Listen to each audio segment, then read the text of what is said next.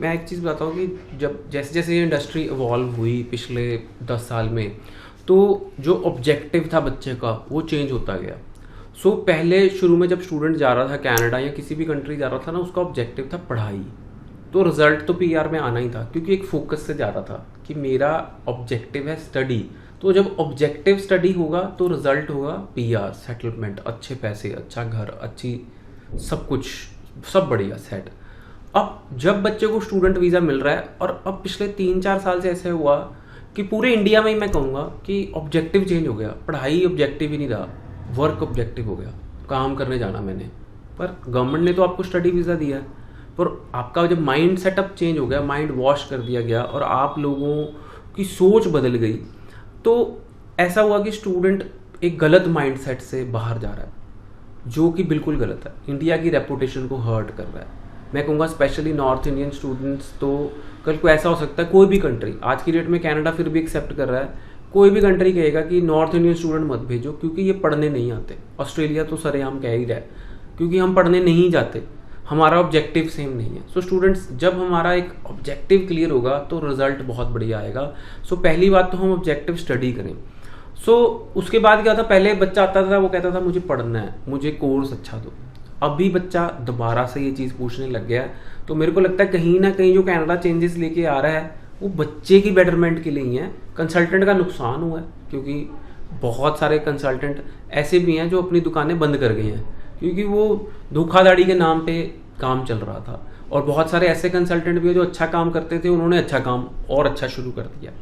So student, जो consultant का काम है वो आपको एक अच्छा कोर्स दिलाना, गाइड करना कि आप वहाँ पे सेटलमेंट हो गए कि नहीं हो गए। मैं पिछले इतने सालों से इस इंडस्ट्री में हूँ, सो मेरे को भी एक नया कोर्स पता लगा, टर्फ मैनेजमेंट। टर्फ मैनेजमेंट क्या होता है कि जो आपकी ग्रास होती है नॉर्मली गोल्फ कोर्सेज में, कनाडा में 5000 से भी ज़्यादा गोल्फ कोर्सेज हैं, बट उसकी टर्फ मैनेज करना, उसका फ्लोर मैनेज करना, तो वहाँ पे आर्टिफिशियल ग्रास या नेचुरल ग्रास जो फिट इन होती है, उसकी इतनी जॉब है कि हर गोल्फ कोर्स को 4 से 5 मैनेजर चाहिए टर्फ मैनेज करने के लिए। मैनेजर, हाँ, जो टर्फ मैनेज करें। सो बट ये मुझे इस टूर में कनाडा के पता लगा कि इसका भी एक कोर्स है, और इसकी शॉर्टेज इतनी ज़्यादा है क्योंकि कनाडा में सबसे ज़्यादा गोल्फ कोर्सेज हैं दुनिया के, और सबसे ज़्यादा गोल्फ कनाडा में ही खेली जाती है। सो स्टूडेंट्स, ये एक नया कोर्स मुझे पता लगा, बच्चों को कैसे पता लगेगा। और जब ये ट्रेंड चेंज होता गया, जब ऑब्जेक्टिव चेंज होता गया, तो स्टूडेंट कोविड के बाद जब काउंसलर के पास आता था तो काउंसलर भी अपना काम भूलती गई। बच्चा आता था, बच्चा कहता था मुझे जनरल आर्ट साइंसेस दे दीजिए, सबसे आसान कोर्सेज है, मुझे जनरल बिजनेस दे दीजिए, सबसे आसान कोर्सेज है, ये कॉलेज दे दिए, ये लोकेशन दे दिए, मुझे कोई पीआर से फ़र्क नहीं पड़ता, मैंने तो काम करना है वहाँ जाके। सो माइंड सेट चेंज हो गया, और काउंसलर भी भूल गई कि इसको मैंने एक अच्छा कोर्स देना था, एक अच्छा करियर पॉइंट ऑफ व्यू से गाइड करना था। तो ये सब चेंजेस आते गए इंडस्ट्री के साथ। सो अभी फिर दोबारा हम स्क्वायर वन पे हैं, और स्क्वायर वन से अगर बात करें तो हमें दोबारा से किसी भी कंट्री में, ये कनाडा की बात नहीं कर रहा, अगर आप ऑस्ट्रेलिया जा रहे हो, यूके जा रहे हो, जर्मनी जा रहे हो, आप एक कोर्स अच्छा लेके जाएं ताकि आपको वहाँ पे जॉब मिले और सेटलमेंट अपॉर्चुनिटीज़ हो। अगर आप कोर्स अच्छा नहीं लेके जाएंगे तो सेटलमेंट अपॉर्चुनिटीज़ नहीं होंगी। अगर आप पढ़ाई पे ध्यान नहीं देंगे तो पीआर नहीं मिलेगी, और अगर आप सिर्फ वर्क वर्क वर्क करते रहेंगे तो कहीं ना कहीं आपको मुश्किलों का सामना करना पड़ेगा। अभी आपको मैं एक चीज़ बताना चाहूँगा कि कनाडा में इस टाइम पे कम से कम नहीं तो 1 लाख बच्चा ऐसा होगा जो विड्रॉ हो चुका है कॉलेजेस से, जो फेल हो चुका है कॉलेजेस से, जो इधर उधर धक्के खा रहा है एलएमआईए में या कुछ और वर्क परमिट कन्वर्जन में, पर अल्टीमेटली वो लॉयर्स को, इमिग्रेशन लॉयर्स को पैसे देता आ रहा है, which is a wrong way. जो आपने पैसा कमाया वो यहाँ खर्च कर दिया, उसका क्या फ़ायदा हुआ? और जो स्ट्रेस बढ़ गया कि अब मैं इलीगल हो गया हूँ, मेरा स्टेटस सही नहीं रहा, वो अलग है। सो स्टूडेंट्स, एक फोकस माइंड से चलें, ऑब्जेक्टिव क्लियर करें। 2 साल की पढ़ाई है, अभी भी कनाडा में 2 साल की पढ़ाई है, वेयर एज अदर कंट्रीज में सब में बैचलर डिग्री करनी पड़ती है। कनाडा में 2 साल की पढ़ाई है, 2 साल पढ़ लें, पार्ट टाइम काम करें जितनी रिक्वायरमेंट है, और उसके बाद हम अच्छी जॉब करें, सेटल हों, और फिर हम देख सकते हैं कि हमने कितना काम करना है।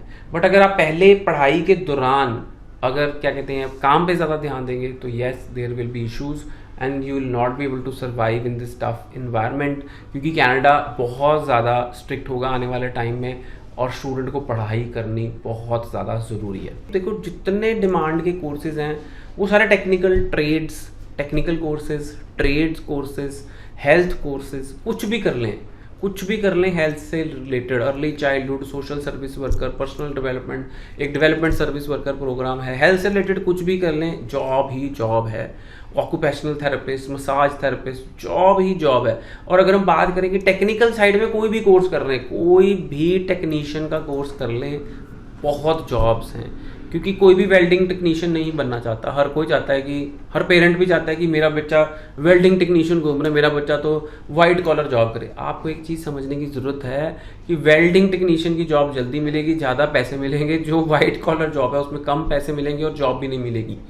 सो ये समझने की हमें ज़रूरत है, welding technician, plumbing technician, heating ventilation technician, air conditioning technician, ये जॉब्स, बहुत जॉब्स हैं, इतनी जॉब्स हैं आप सोच भी नहीं सकते। और सेकेंडली पीआर भी है, अगर जॉब मिल गई तो पीआर है। सो स्टूडेंट्स ये हमें माइंडसेट चेंज करना पड़ेगा। और प्रोविंस कोई मैटर नहीं करता, कोर्स मैटर करेगा। जब आप कनाडा जा रहे हैं कोर्स मैटर करेगा। अगर मैं कहूँ कि कोई लिस्ट है तो लिस्ट की बात करें तो टेक्निकल कोर्सेज कोई भी कर लें। कलरी मैनेजमेंट, आर्ट्स वाले बच्चे शेफ बन सकते हैं, आर्ट्स वाले बच्चे प्रोटेक्शन सिक्योरिटी ऑफिसर बन सकते हैं, आर्ट्स वाले बच्चे भी, उनके पास भी टेक्निकल कोर्सेज हैं, उनकी ट्रेड के भी टेक्निकल कोर्सेज हैं। वो सोशल सर्विस वर्कर डिप्लोमा कर सकते हैं, आर्ट्स वाले बच्चे साइकोलॉजी कर सकते हैं, which are high in demand in Canada. So students देखो, कोर्स हमें पकड़ना पड़ेगा, पढ़ाई करनी पड़ेगी। अगर हम ये सोच के जा रहे हैं कि पढ़ाई नहीं करनी है तो कहीं ना कहीं हमारा जो ऑब्जेक्टिव है वो सही नहीं है। Thank you so much.